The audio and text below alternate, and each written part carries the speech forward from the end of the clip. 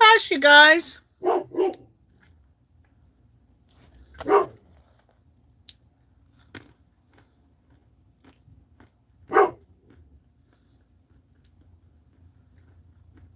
Waiting for people to join. I'm sorry. Hello, Julio Ramirez. Hi, Lisa.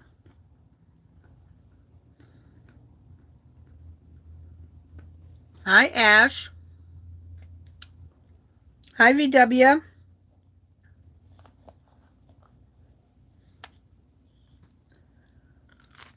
Mm-mm-mm.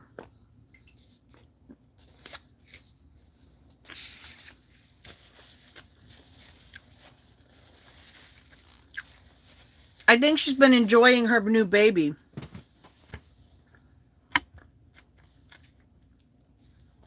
Hi, Catherine Jones. I hope she's doing okay with postpartum. I hope she doesn't have any depression.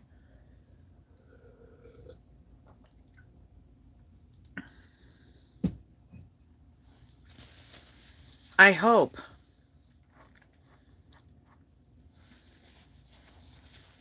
I haven't talked. I mean, a brand new baby, it takes a lot. You don't have near the time. You don't have near the time or energy. Postpartum is horrible. My daughter had it really bad. Really, really bad. It really is horrible.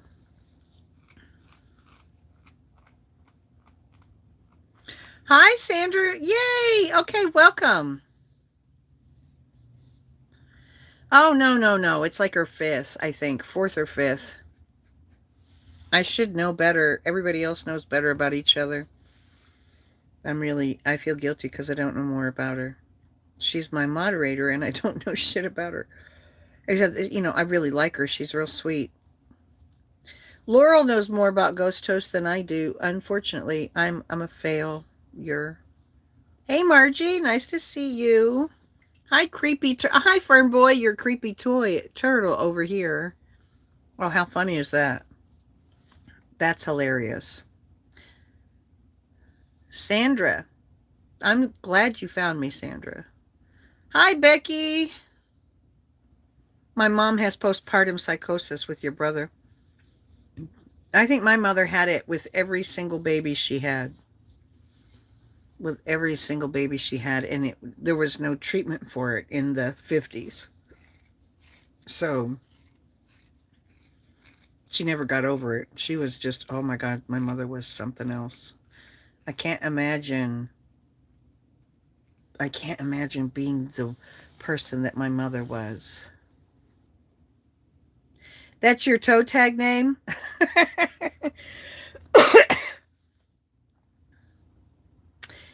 Yeah. I think the baby's keeping her busy. Yeah, I hope she's not. I hope she's not got stuck up in some postpartum depression. Hello, Debbie Bradley. Nice to see you. Thanks for joining. Hi, Misty. Nice to see you. I don't have to call you Nurse Misty over here. Oh, I can't wait till my back scratchers get here. Oh my gosh. Kat sent me money for a back scratcher today. So I ordered a back scratcher. And I can't wait because anyway. I was going to talk to you guys about, so I had to use this today. I smudge with this. This is the coolest shit, and this is the only I had a whole bunch of this, but this is the only tiny piece I have left. It's called Fatwood, and I got it from the Coconino Forest in northern Arizona, up near Sedona, north of Sedona. And so I thought I would tell you about Fatwood because it is so fucking cool. What it is there are these special trees in the Coconino Forest, and the Coconino Forest is in so There are these special trees in the Coconino Forest that are tall, and these seasonal thunderstorms go over and strike the trees with lightning. And when the tree gets an injury, it sends all of its sap to one section of the tree. And these are pine trees that have the loveliest smell. And I got this off the tree a year ago, and it still smells just lovely. What happens is the tree sends all of its energy to that injury to try to heal it. And so the area gets rich with this highly flammable sap stuff, this rich pine smell. I think it's sap. It sends all of its sap to that area. And then as it ages and the tree dies, the dead wood is this very highly infused, highly flammable wood that has all of this sap encompassed in it. And so it still smells pine. If I burn it, I use it to smudge with because it gets rid of mosquitoes really well. But if I had a whole bunch of it, we used it to start a fire in Arkansas last year, and that fire burned for a week. It burned for a week. It burns really hot, and it burns for a long time really slow. And so if you are ever in the woods and you see a tree that has injury and then has fallen and has this really red looking wood in different places, that's fat wood. Collect it. It is the best fire starter in existence. And if you burn it, it smells lovely. Oh my God, it smells lovely. And I smudge with it a little, and it gets rid of mosquitoes. So I just thought I'd share this story about fat wood. A guy that I met in the forest while I was in the Coconino Forest in my school bus last year told me about fat wood. I got it out today to smudge to get rid of mosquitoes and thought I would share. So anyway, what I promised you guys was some earth-shattering family dirt. Or actually, not really family dirt. I'm not going to give you family dirt. That's not planned anyway. But I'm just going to tell you funny stories about when I went to see my family on my way, my racist family. You know, if you haven't seen a cousin in 30 years, there's probably a very good reason for that shit. You know? But, fatwood, it smells like this real thick pine. You only get it in like pine trees that get injured. They send all their sap to that one section, and then when it dies, that fatwood it smells so strong. And this is and it's just great. It's great for starting fires, and I mean better than any other. And so if you could find some, and I spent like days while I was staying in the Coconino Forest walking through the woods looking for felled trees that have fatwood. And I only found one. I brought a 5-gallon bucket out of the forest with me when I came through from Arizona into Louisiana. I had a 5-gallon bucket of fatwood. It's pretty interesting. So if you're ever in the woods and you have pine trees and you see one fallen, just look at it. If it has a reddish color to it, smell it. Try light. I mean, it burns so well. I would just, anyway, that's just me, because, you know, having things to burn a fire with easily when you're on the road is great. So when we stopped talking last time, about the schoolie. Hello, Wow Janitorial Services. I don't know who you are. Who are you? Can you? Yeah, you could go try some. I'm not sure if it would be authentic fatwood or not, but you could go try some. I would rather find it in the woods. But yeah, I think it's expensive. Is it expensive online? Do I know you, Wow Janitorial Services? Oh, hey, Daily Grind. Nice to see you. Nice to see you. So when we left off last time I was talking, I had just moved into the bus. On October 1st of 2016, I moved into the bus and I drove it out of the driveway. It was cold and rainy. And I had doctor's appointments coming up.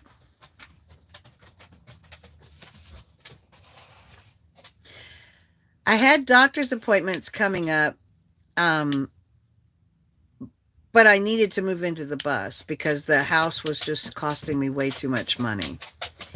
And so I moved into the bus and I was going to try to stay in the area to get to the doctor's appointment. I was like, you know what? I just can't stay in the area. I don't have any place to park around here in the Washington, D.C., Maryland Metroplex, the DMV area. It's very expensive. Everybody's really uptight. You're going to get the police called on you a whole bunch. I mean, truck stops in that area charge you $20 to park. You have to show a receipt that you spent $20 at the truck stop before you can park there. That's the only truck stop in the country that I ever found a ticket booth. That's how expensive the area is. So, I decided I didn't want to stay in the DSC area and wait for the doctor's appointment. For some reason, I thought in my mind, I had become so spoiled from my cushy job and all the great benefits I had and all of that crap, and here I am thinking I'm just gonna file for disability and I'm just gonna tell them that I need it and they're going to know. I mean, I'm going to put all the shit that's wrong with me down, but they're going to know that I have been such a good citizen that I wouldn't be asking for disability unless I really fucking needed it. That's my crazy brain. Okay, that's the rationalizations of a unmedicated crazy brain. Anyway, that's really what I was thinking. I was thinking it's going to be easy for me. My cousin in Georgia had said, "You can come to my house. I've got a place where you can plug in if you need to." I said, "I don't need to. I've got solar." But she says, "Oh, and my husband, I've got a man, Teresa." This is how my cousin Wendy talks. "I have got a man, Teresa. I have got, oh my goodness, my man. I have got a." She was just going on and on and on how she had a real man who would do so much for me and had done so much, anyway. So I was excited to go and meet him. I mean, there were times, I mean, I guess my entire life, my relationship with my cousin Wendy has been, I always keep wishing that when I hang out with her, we would really connect because it would be cool if we did. Oh, hi, Portia. Welcome. It would be cool if we did, but we never do. I never ever feel, but she always loves me and adores me and thinks the world of me. I'm the older cousin. I'm the cool. She just, oh my gosh, she just loves me, loves me, loves me. And I have never really liked her since we were little. We used to fight when we were little. But anyway, so I said, yes, I'll go to Georgia and I will change my disability address to Georgia and I will file for public assistance and see if I can get. I can't believe I'm admitting to this and people are going to see it because they're going to tear me apart. And see if I can get some kind of mental health treatment. I needed mental health treatment and I needed other medical stuff. I needed to see a doctor, but I couldn't get in with doctors in that area. It was just so frustrating because I was so sick and I knew I needed help and I didn't feel like I could go to the local doctors. And there's a long story I'll tell in a story time called The Doctors. So I go to Georgia, pull up at my cousin's house, and yeah, she is see, I haven't okay, I went through a period in the 70s where I was pretty wild. But then after my sister died, I straightened up. And then after I had my daughter, I was super responsible. So while I partied around the smoke circle in the 70s and early 80s, I really became a responsible. I was a restaurant manager. I couldn't be smoking weed or doing drugs or any of that kind of stuff. So I really didn't party um my entire adult life because I was a single mom. And but I did party when I was younger and she knew that. Evidently, she never stopped partying. I'm the one who got her. I got her stoned the first time she got stoned. And holy shit, that scared me. Anyway, I got her stoned the first time she got stoned, but like I was visiting my uncle in Corpus Christi, and she was there with her dad, and she was like 13, and I was, no, she was 12, and I was 14. And we were walking on the beach in Corpus Christi, and behind some rich houses, and I found a carburetor with a joint in it, like three-quarters of a joint. And I knew what it was. I mean, of course I knew what it was. Yeah, I had been smoking weed for a couple of years already by then. So I knew what it was. And I was like, oh, wow, look at this, Wendy. She's like, what is it? What is it? And I was like, it's a joint. She's like, I don't know what that is. I said, oh, wow, I'll show you. So I got, and just, she likes to blame me for all of her drug problems because I got her stoned. But I didn't get her stoned. She smoked with me. I didn't bring the weed. We found it on the beach. Yeah. Anyway. So I get to Wendy's house, and it becomes real clear that she is a bit, she's a, she's got problems. She's a big pothead, which really isn't that much of a problem. But it wasn't a problem because I was already smoking again. As soon as I quit my job, I started smoking.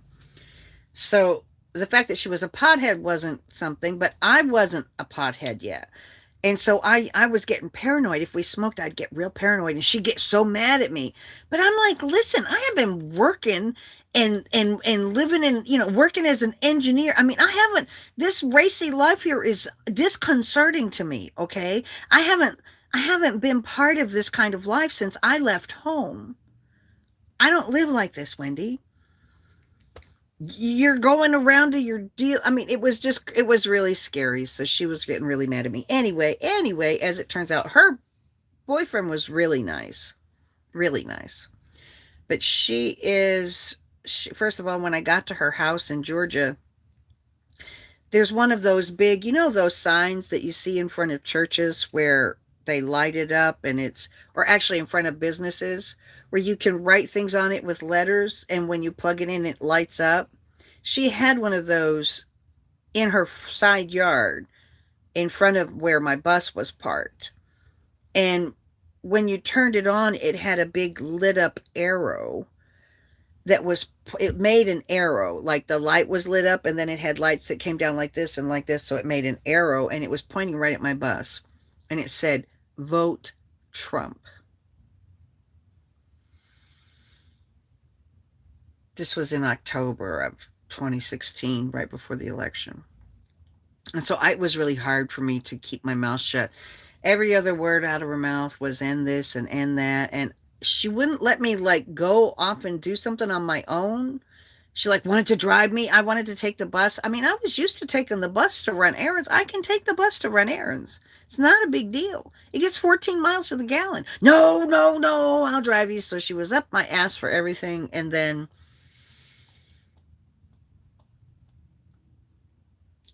we were like in dinner time. She had a whole big family there, and I was just one person.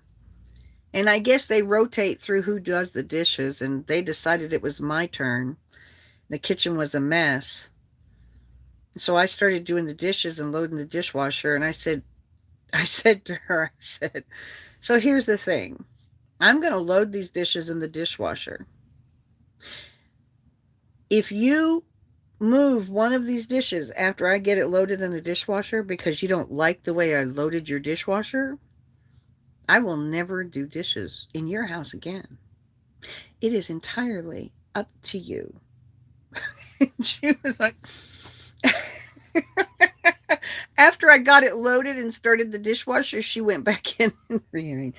Anyway, she was just, oh my gosh, she just drove me fucking crazy. I'm walking through her house. And here's the thing about Wendy is like, okay, it's not her fault. Her dad is a creepy SOB. His name is Lester, and everybody in my family called him Uncle Mo, like Mo Lester, Uncle Mo for short. His name was Lester. We called him Mo for short. Um, and like when we were in Corpus Christi that summer, her mother stood Wendy and I up side by side, facing sideways, looking at our profiles. And she sat there with my aunt on the back porch. They sat there with us lined up sideways so they could see our profile, comparing how big our tits are. Telling me, oh, look, Wendy's going to have bigger breasts than Teresa. Oh, look at that. And as it turns out, I've never had big breasts.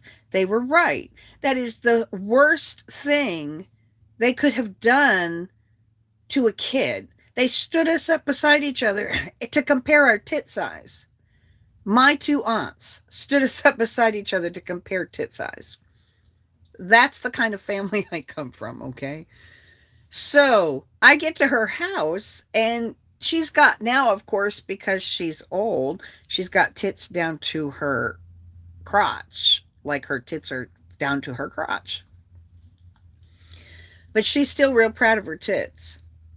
And she is just telling me story after story after story about how, telling me stories of things that happened in her life, like when she was meeting her boyfriend and when she used to go out and party and stuff. And it was so hard to listen to. But anyway, every single story ended up being with like, she walked in the room and every single man turned his head and stared at her and her big tits. And I mean, it's like she's told story after story after story about her tits and influencing the men in the room. I mean, that was like, I really can't blame her, because clearly her mother raised her that way, to think that her tits ruled the world. And she might have had great tits, but holy shit, finally I'm at the bottom of the stairs and she's telling me more tit stories. And I stopped and I turned around and I said to her, enough already. Okay? Enough already. You got great tits. Can we please fucking talk about something else besides your goddamn tits? All right? You got tits. Is that all you got, Wendy? It's your tits? I swear to God. So anyway, push came to shove, and I only lasted there for like less than 2 weeks because she was disgusting. I I finally had enough of her. Oh, this is what happened. This is what happened. We got in the car and drove over the mountain to go to a guy who she was going to buy weed from. And so she bought an ounce of weed, and I bought an ounce of weed. And then we went home. And I put my ounce of weed in the car, and she did whatever with her ounce of weed. Well, then we go in, we're on the porch or something, and her daughter comes out and says, so, my friend is out of weed, and she wants to know if she can buy some of yours. Can she buy some of your weed? And I'm like, no, I am not a weed dealer, honey. I am not a weed dealer. She cannot buy some of my weed.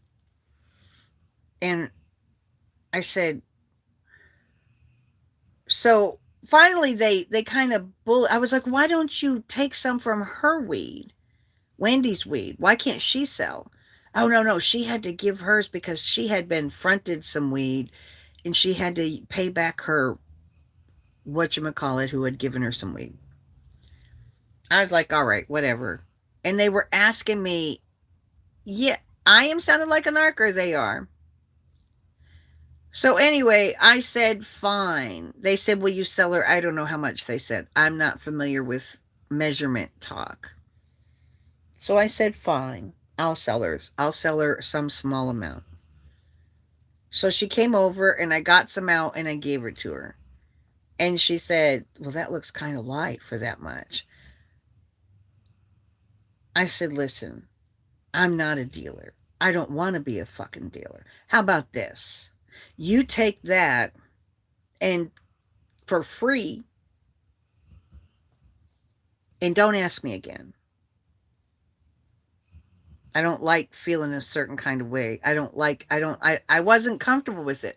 I was too early in that environment. I don't want all this shit going on. I was like so paranoid about it. And I couldn't believe my cousin was like that. So the next day, we're out on the porch. And I said something about, I'm sorry, I didn't mean to be a cunt to your friend or an asshole. I'm sorry if I was. She said, well, you really kind of were. I said, you know what? I'm done. I am so done. I started packing up my shit. I swear to God, I think she was making me tea, and I think she was putting antifreeze in my iced tea.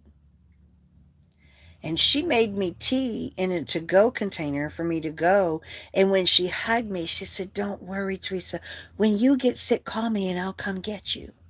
Now, her daughter had died on her living room couch. She was sick. Her kidneys were bad and she was having to get dialysis all the time. She was living with her mother. And she died while she was on my cousin's couch. And my cousin was trying to sue like all of her doctors, all of her dialysis people. She was trying to sue everybody. And I thought that the way that she acted about her was really odd. But I got sick while I was at her house, and she was giving me tea, sweet tea. And when she hugged my neck and said, don't worry, don't worry, when you get sick, I'll come rescue you. Something about the way she said it, it was like I think she was putting antifreeze. I was sitting there, okay, listen to this. I'm sitting at her kitchen table, and her stepson, her boyfriend's son, comes in. Her boyfriend's son comes in, and we're all sitting around the kitchen table, and he looks at me and he said, so, how long do you have left to live? And I said, what? And he said, how long do you have left to live? I said, I'm not terminal.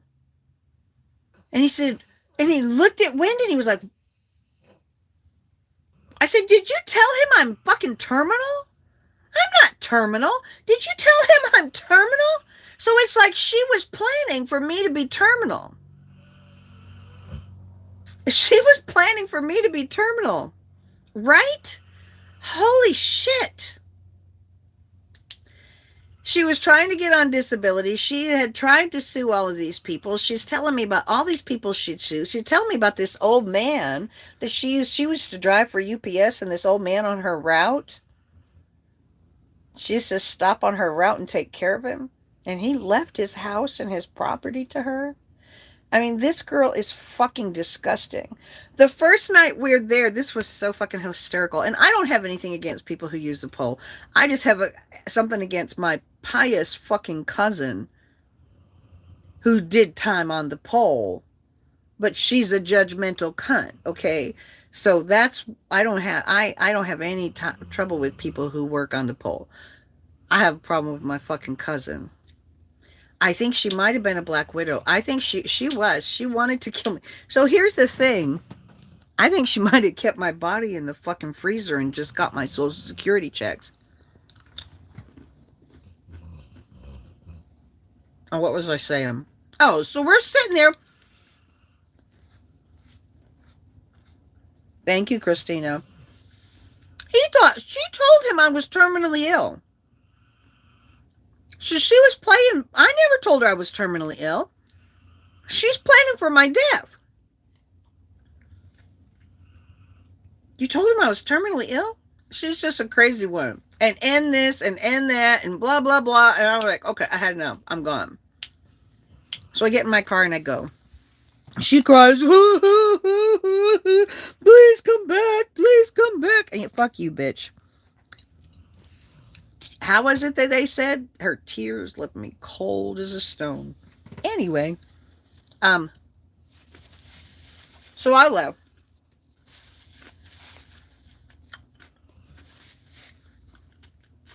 Because I never liked her anyway. Randy, if you're watching this, I never liked you. Even when we were fucking kids, I never liked you. And now I got permission to not like you. When I was a kid,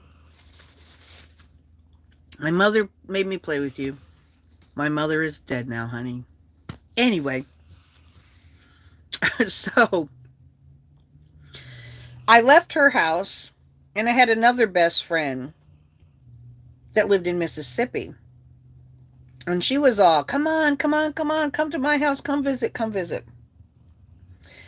Now, the last time I'd been to that friend's house, I got drunk with her husband and she got really mad at me.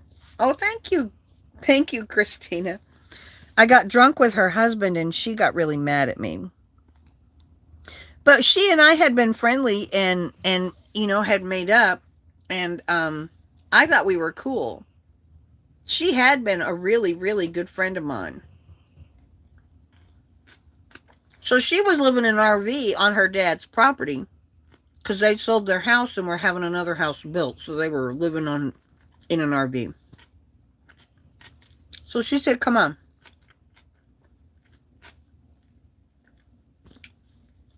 So I went there. She wasn't happy with having me there at all with her husband. I didn't even last 3 fucking days. Her dad took us out to dinner. And I told him I was getting ready to go. I think her dad had kind of a crush on me, which even pissed her off more. And so he told her he was getting ready to... I told him, he said, oh, you're getting ready to go? And I said, yeah. I said, companies like fishes starts to stink after 3 days. She wanted me gone. She did not want me around her husband. And okay, I'll go. So that didn't work. Then I'm driving, and I'm stressed out. And when I get stressed out about things, I start screwing things up.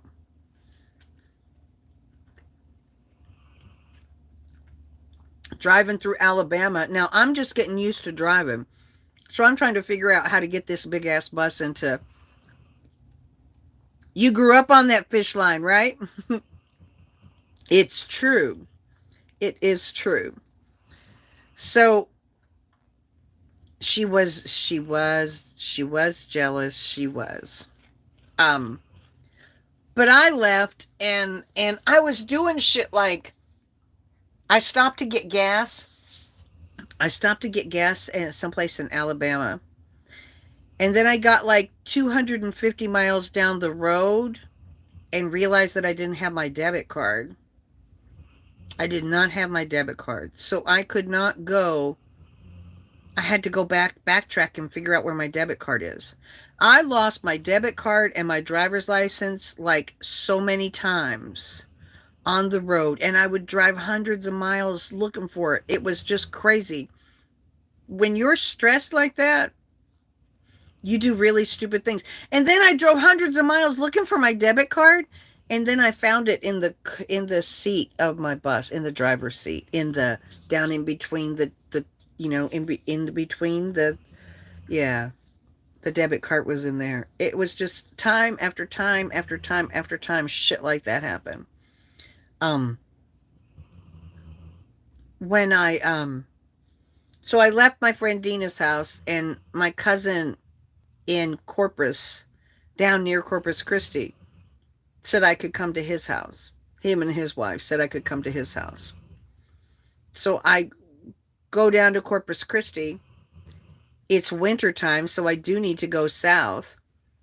So I go down to Corpus Christi and I get to his house and it is like I cannot put into words. And James, I'm sorry. I hope you don't see this video, but you guys were real cunts to me, so I really didn't give a fuck. I cannot put into words how disgusting this trailer house was. And by this point, it was the end of October, Halloween, when I got there. And by this point, I could file income tax in January, and I knew I was going to get a hefty income tax return back. So I had been budgeting my money. I left Maryland in October with $4,000, and I got to their house in Corpus Christi, and I needed to stay there until after the first of the year to file my income tax. And I got stuck there essentially. Now, let me tell you about this trailer house. I was parked in their yard. After I'd been there for a while, I counted. There were 7 broke down RVs of different types, travel trailers, they were travel trailers, okay? They weren't RVs, they were tow behind travel trailers. 7 of them. There were 11 broken boats and 12 boat trailers. Okay. There were, they had a double lot, and one whole side of the lot was full of like hoarder shit. Now, he said he owned a construction business. He had a business card that said J&S Reconstruction, but he spelled it wrong on the business card. Um, which I'm really not, typically I wouldn't hate on this, but when you hear the rest of this story, you're going to understand why I'm telling you all this. I get there and I park my bus in his yard, and they have this cage in their yard, this big like dog run cage with a roof on it that has this thing living in it called a Coonamundi. It's like a raccoon. It's from another country. It looks like a raccoon, but it's not a raccoon. It's got a real long tail. They have this thing living in a cage, all right, in their yard. They are not in town, so they don't get trash service in town. So behind a tree is their dump. No, it's not a fox. It's not any kind of wild animal in the United States. It's an imported animal. It's not found wild in the United States. Coonamunde, or yeah, and it shouldn't have been in captivity. But anyway, so the trailer house that they lived in, it was it had like several of the windows were covered with plywood. And when you went in the house, there were holes in the floors of the house. There were really, really, really bad roaches, like cockroaches. Yeah, that's what it is. Cunamunda. I think Cunamunda. I'm not sure. Yeah. But anyway, that there were holes in the floorboards. There were really severe cockroaches. There were plywood in the windows. And I noticed that in all the bathrooms, it gets worse, Simon. It was the worst place, and I was stuck there for 6 weeks. Actually, I was stuck there for 4 weeks. I couldn't, it was horrible. It was really freaking horrible. 6 weeks. I was stuck there for 6 weeks. Anyway, um, they have like long nails, anyway, they're like a raccoon, but they're not. But anyway, I noticed in their bathrooms, there's like trash cans with toilet paper. No, it's not a sloth. It's not a sloth. In the bathroom, there was like toilet paper stacked up high in both of the bathrooms. Like it was just, I mean, I'm talking the most, and their dogs were gross. They had like 7 dogs. Actually, they had 5 dogs. And one of them was a poodle, and it had toenails that were growing all the way around.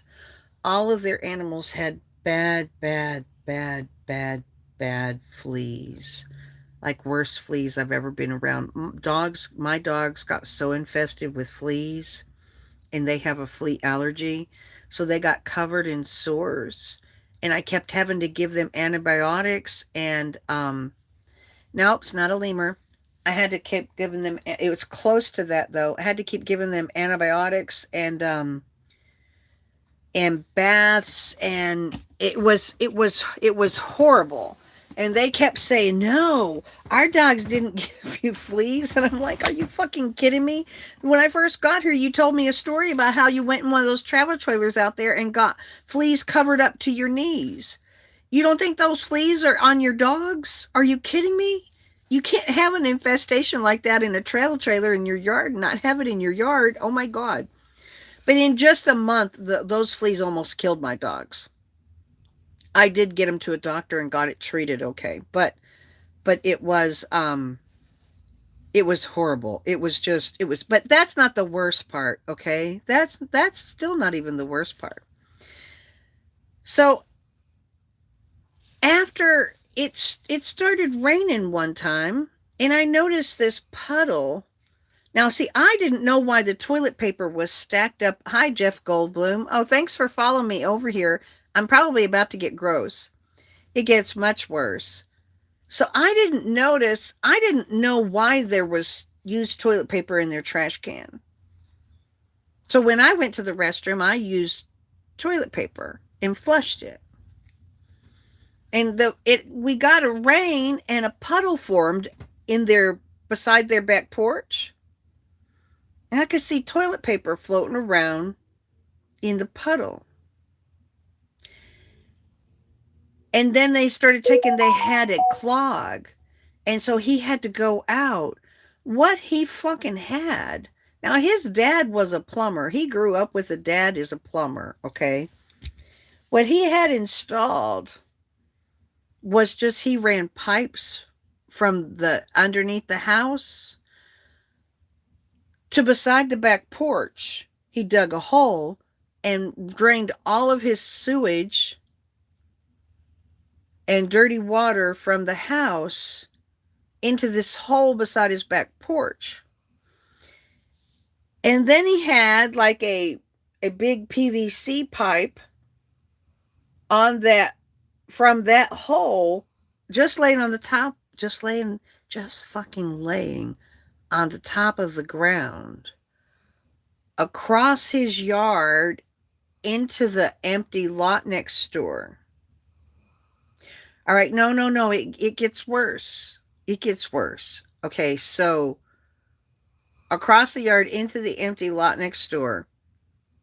In addition, there's a sump pump in that hole that is pumping water out of the hole into that pipe.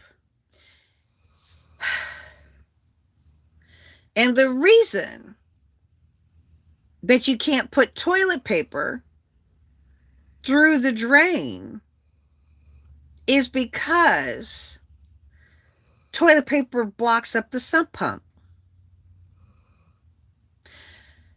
So when it rains in his fucking backyard, his backyard floods with 3 inches of water. My bus is parked in his backyard, and that sewage starts floating all over the fucking yard when it rains. I got sick staying at his house, where I had projectile vomiting and uncontrollable diarrhea 3 times. And I am 100% sure it's because of that sewage in his yard. I was stuck there. I didn't have money to go. As it turned out, this cousin, I want you to know, when you hear my videos on TikTok where I am talking about how racists are inferior to all other creatures, they're inferior to all other creatures on this planet. When I talk about racist, I am thinking about this cousin, okay, and his how inferior he is and how racist he is, because that's going to feed into the story, right? So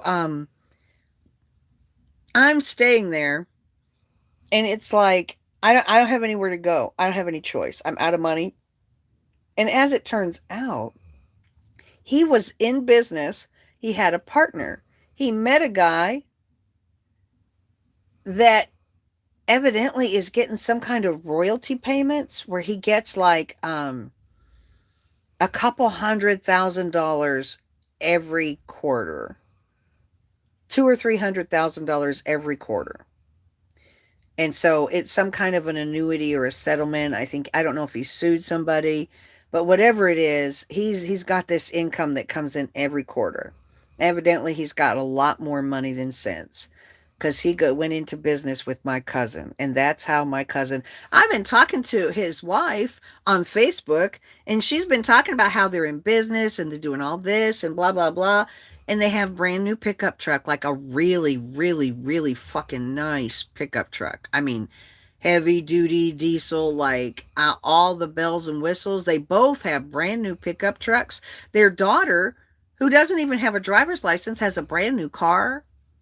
They have a pickup truck there that's almost brand new. It's been wrecked. It belonged to their other son. He stopped making payments on it. I'm welcome to drive it while I'm there. He doesn't tell me that he's not making the payments on it. Oh, you're welcome to drive it. Then later he tells me that he's not able to make the payments on it. And I'm like, don't think I'm going to pick up the payments on this truck. I would rather just leave the fucking truck here and not use it and not drive it. How about that? So then, as it turns out, his business partner, he conned his business partner into going into business with him, this rich guy who was getting all this money. So his business partner put the license and the insurance and all that shit in his name. But James got his name on the business. And so when on paper, the business looked really good. So James was able to go down to the local car dealership and treat everybody in his family to cars. He bought, like, I swear to God, his pickup had to have been like a $45,000 pickup. It was a big heavy duty diesel, blah, blah. I mean, it had all the bells and whistles. Hers was at least a $35,000 pickup. Now, these are people that are living in a trailer house that's draining its fucking shit into a hole beside their back porch. But they're all driving brand new cars. He starts getting these phone calls. He's not answering them. And then I hear him answer. He's like, I know. Well, I don't know. We've been sick as a dog around here. We've been sick as dogs around here. Blah, blah, blah. I mean, it was just, I swear to God, I could go on and on and on. The depth of bizarre for this family was just endless. I felt so sorry for their daughter, Faith, because they had fucked her up so bad. First of all, they got her addicted. I'm sitting at his kitchen table. Okay, he's getting a Social Security check, okay? He's been getting Social Security check all his life. But he's got 5 brand new vehicles in the fucking front yard, okay? But he's getting a Social Security check. And he supports Trump, okay? He's going to vote for Donald Trump. He's addicted to pain pills, as it turns out, and so is she. And the sad part is they have this beautiful daughter. He's not her father. Her father was a black man. And so when he got together with her mother, she just started calling her daughter Faith Glover. Gave her his last name, but didn't do any of the legal changes. Somehow got her into high school there because she grew up there and knew everybody. Got her into high school as Faith Glover. And now the poor kid is 18 years old and can't get a fucking driver's license because she doesn't have any evidence who she is. Her mother, she's been calling herself Faith Glover all these years, and that's not her name. They didn't legally change her name. And on top of it, she just graduated high school. She's telling me that every day in high school, she was high on Oxycontin. He gives her pills. They're all high on Oxycontin. Tries to get me. You want a pill? That's what he says. You want a pill? No, no, James, I don't want a pill. No fucking thank you. Then my dogs killed all their cats. They had 4 cats. They had 4 dogs and 4 cats. And none of them ever got to go to the vet or anything. No care at all. They had 4 dogs and 4 cats. And my dogs killed all their cats. They had 1 cat left. And it was Christmas Day, Christmas dinner, 1 cat left. Actually, it was Thanksgiving Day. Thanksgiving dinner. 1 cat left. My dogs are in the house. And that cat got in the house and darted across the room. Christmas Day, in the middle of the living room, my dogs ripped that fucking cat apart. It shit all over the place. Oh my God, my cousin told me to get your fucking dogs and get the hell out of here. Blah, blah, blah. Get your shit and get the fuck out of here. So I got thrown out on Thanksgiving Day. I had nowhere to go and no money. Drove the bus down the road and then ended up calling him and made up and went back. But I'm like, what the fuck am I going to do? I don't have any money. Anyway, so it was really, really, really bizarre. It was so sad what they were doing to that girl. And the whole time he's saying things like, Obama planted a watermelon patch in the White House. I said, no, he didn't. Yes, he did. I said, no, he didn't. Who told you that? I saw it on Facebook. I Googled it. No, there's still a fucking rose garden in the White House, James. Then he starts talking about his business partner. His business partner starts calling him, asking him where the money is. And he kept saying, well, I'm sick. I'm going to stop by. I'm going to start by. And then he stopped just taking his calls. And as I'm talking to them, I'm hearing more and more and more of, they did have a great Thanksgiving Day. They did, Christina. You're right. As he starts talking, I'm hearing more and more about the story. Evidently, they won a contract to do something for a whole bunch of Walmarts. And James took the company credit card and all of his crew to Florida and did the Walmart work and collected all the money, but didn't deposit the checks in the company bank account. Instead, he took his entire family to Las Vegas and bought everybody cars. I'm surprised he's not in prison. He embezzled all that money from that company. And so he starts talking about this guy, and he's like, yeah. This guy, he's like one of these guys. All he ever says, where's the check? Where's the check? Where's the check? That's all he ever thinks about. And I'm thinking, when you're in business, you deposit that shit into the bank. You don't take it and go to Vegas. You don't go to casinos and go to Vegas blowing that money. You're supposed to go. So the whole time I'm there, his partner is calling him, wondering where the money is. And then they start talking. And as it turns out, they're getting ready for the trucks to all get repossessed. And they thought I was rich. That's why they offered me to come to their house and stay until I got on my feet and got sorted out. Parked my bus there until I got on my feet and got sorted out. Because they knew that they had just fucked their business partner over. And they were going to need some money. And because I had the big engineering job in Maryland and blah, blah, blah, and lived on that big farm, everybody thought I was a rich bitch because I had that big farm.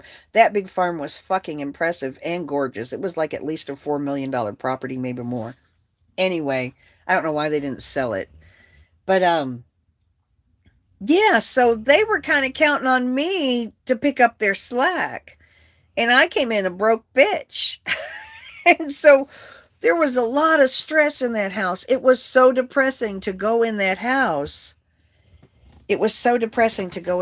So I spent all of my time in the bus watching Netflix.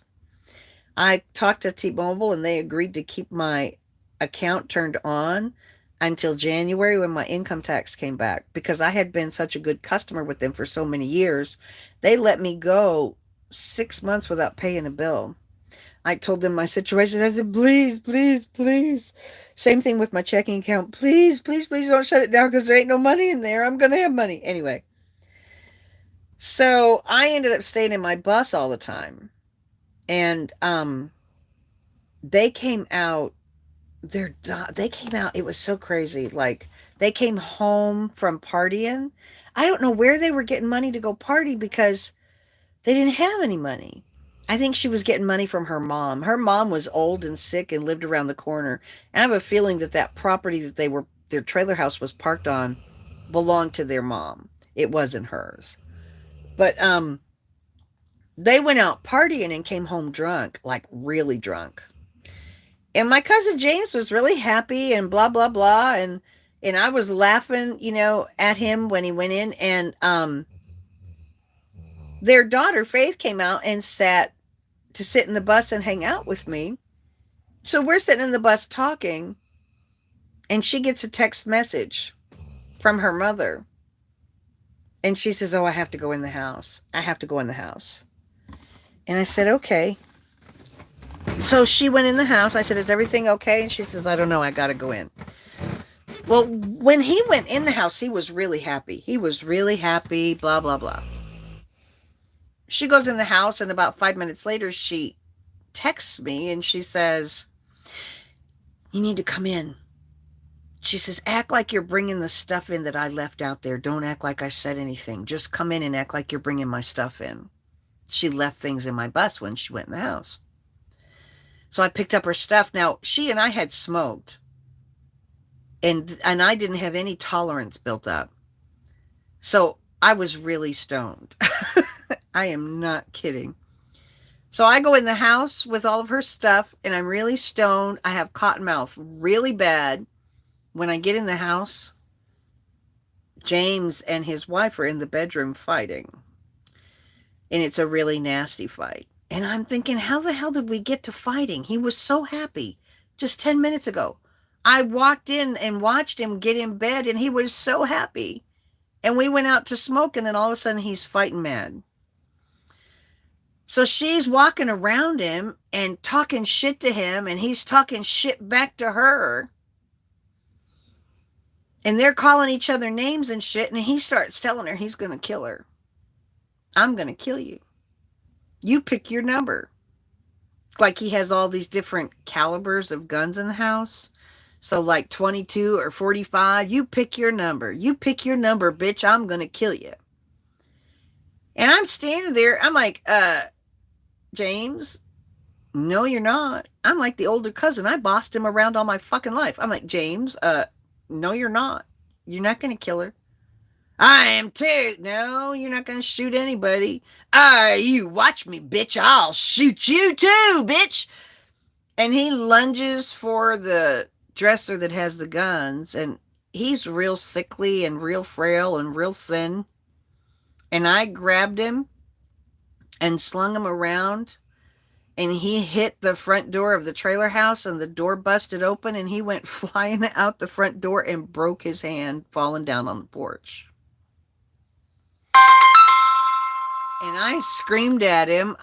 When I screamed at him, I was like, "Cut it the fuck out! I can't take this shit, this stress. I can't take any more of this shit. Stop!" I was like possessed. I threw his ass around like a fucking rag doll.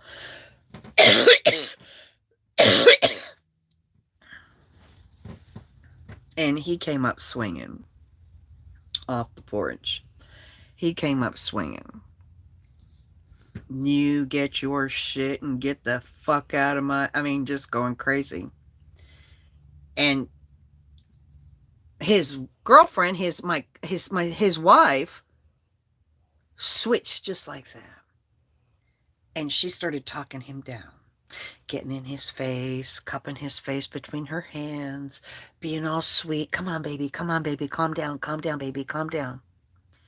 It's like she worked him up just to show me that he could be an asshole.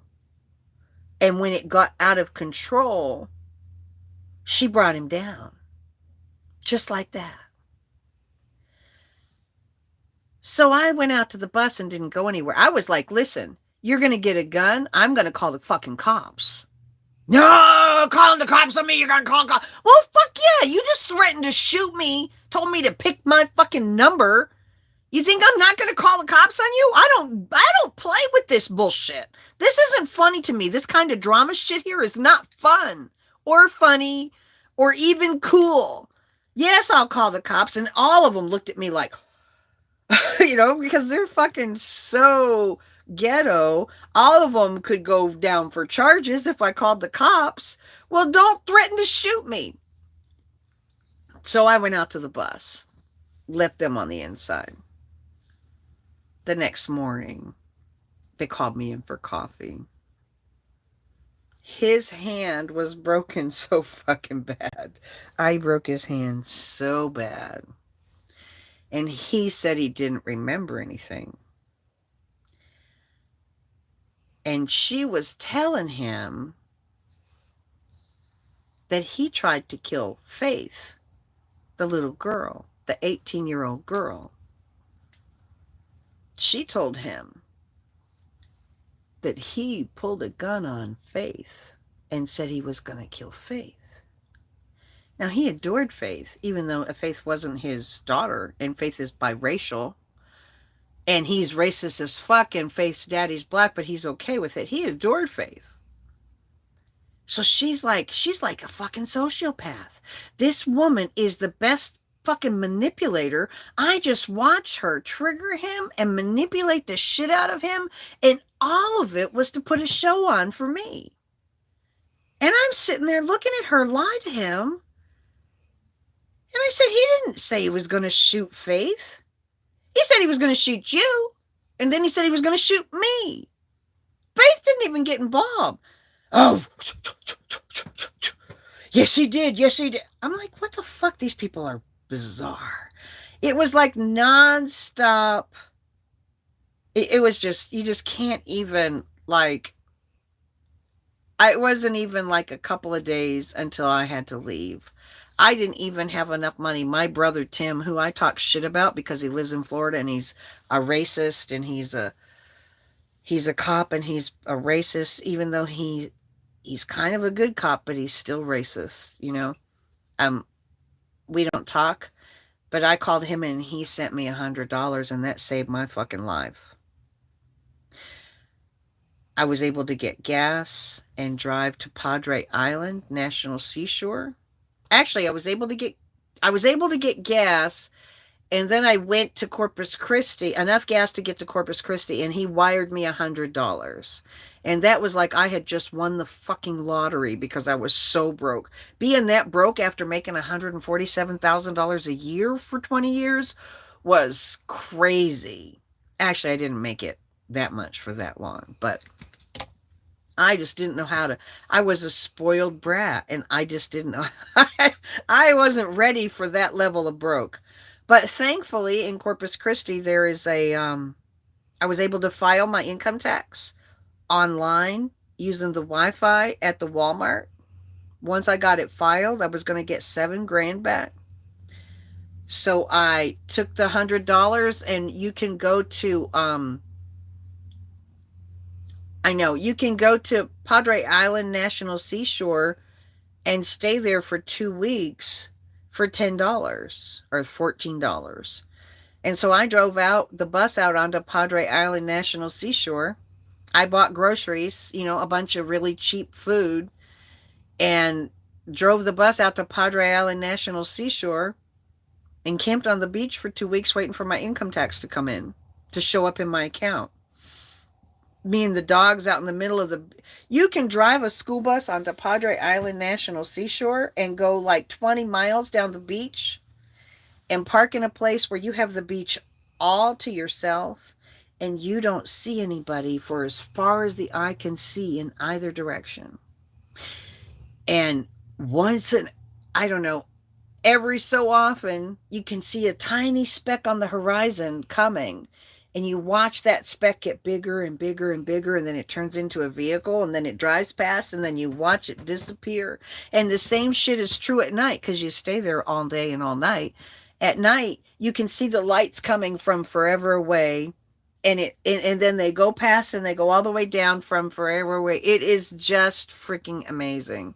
It really is.